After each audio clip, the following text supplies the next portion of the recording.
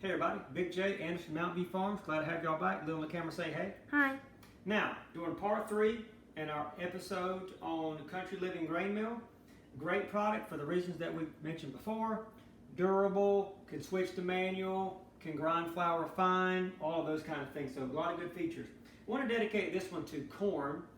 This is an important one. We get a lot of good value. We grind so much grits in cornmeal here.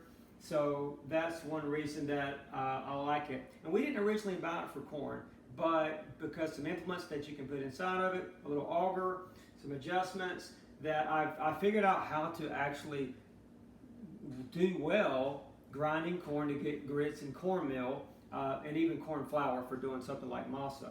So it was a little bit tricky trying to get all that set up. I tried some other devices, some other manual stuff or whatever, and I was getting shavings in my corn. I was like, this is not working. I don't like this. Figured out how to use this. And this is how we work it. So I get it set up so that, you know, it starts out, this is white corn. I prefer this particular white corn from local supplier. You can either get that or grow it yourself. Good sweet taste. It does dry out enough. If your corn can't get dry enough, it'll get gummed up in here bad. But generally, you can dry pretty much any corn all the way down. If you need to use a dehumidifier to speed the process up, whatever you need to do if you're doing it yourself. Now, dry corn is critical, otherwise it will gum up. Now, your setting, it's a little bit different when you're doing rice, wheat, or just corn flour. As you adjust the coarseness, and as you start to get something larger, like what one of our final products that we want to end up here are these grits, right? You don't want your grits too big, don't want them too small. And then also, you're going to end up with this cornmeal. As you get the grinder more coarse, what you're going to notice is that you're going to have smaller particles too. That's just natural. But you have to set it up. Do I want more grits? Do I want more cornmeal?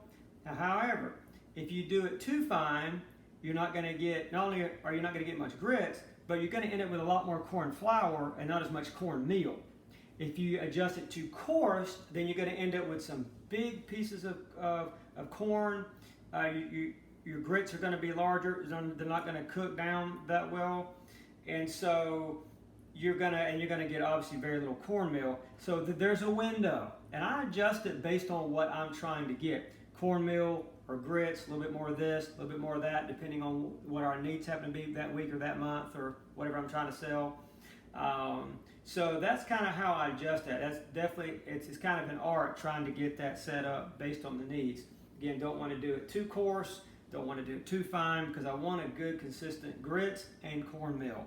Again, we get a good value from this because we use enormous amount of cornmeal for our cornbread, and then grits for fresh eating, and a whole slew of things that we use grits for. But if all you use is grits, then and you have all this byproduct cornmeal, may not be as good a value. But for us, it definitely is. And I like these non-GMO white corn, great product. So this is what it sounds like when you fire up.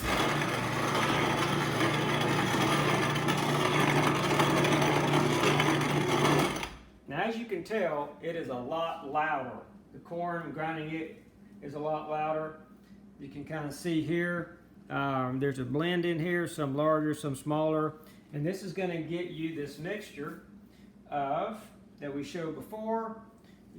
Once it's sifted out, the grits and the cornmeal, and I always set my ratio up, get it how I want it, and then once I get my ratio set up, after I do some light sifting on some of my small sifters, when I've ground down a gallon, 2 gallons, or a whole bucket or whatever, then I'll put it on some of my big sifters to go through it. That's pretty much how we do corn, why it's important, why we like it. Do want to talk about one of our products here that we sell at the Jasper Farmers Market. That's the place that we can go to sell it. This is a bag of cornmeal, but we do grits also. Whether it be grits or cornmeal, we sell it by the pound. This is a 1 pound bag. It's in a freezer bag. take it, put it right in the freezer.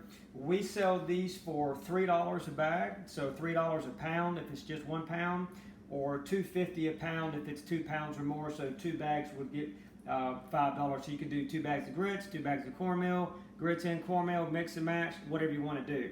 So pretty competitive pricing on that to get good non-GMO fresh ground product. People can usually find cornmeal, but finding grits is usually a lot more difficult. You either have to find a local supplier, which is not easy, or you have to order it online. But we are a local supplier here, and Jasper Farmers Market, we try to be there every Saturday as much as we can to do that. If you're interested in that, please give us a call, contact. I'd love to be able to help facilitate that transfer. Glad y'all can enjoy this series. The next series, a couple of episodes I'm going to get into as the academic portion of homeschooling starts to kick back off for a whole lot of people, and that is math. Math is a critical subject, just like literacy. Literacy and math, they go hand in glove. I'm going to be talking about some of the fundamentals of why math is important, builds an analytical mind for personal stewardship and professional success. Everybody wants their child to develop an analytical mind. So I'm going to talk about that process and how to master, get up to consumer and trade math, and then be able to springboard to higher math if somebody wants to go higher engineering, physics, chemistry, that kind of thing. However, a lot of people have major roadblocks when it comes to building an analytical mind, and I'm going to talk about those roadblocks that I've seen from personal experience and how to overcome those. But like I said, the next couple episodes we're going to get into that section of math, and then throughout the year we're going to be talking a lot of homeschool stuff, because modern homesteading, homeschool is a big part of what we do here. Just like we had a whole music week, it's a big part of what we do here. We don't do just gardening. We don't just have just chickens. I mean, there's a whole culture, lifestyle, if you will, that we're trying to help educate you on, inform you on, hopefully encourage you in this type of venue also. AndersonMountainViewFarms.com. Like us on Facebook. Subscribe to our YouTube channel. We'll see you next time.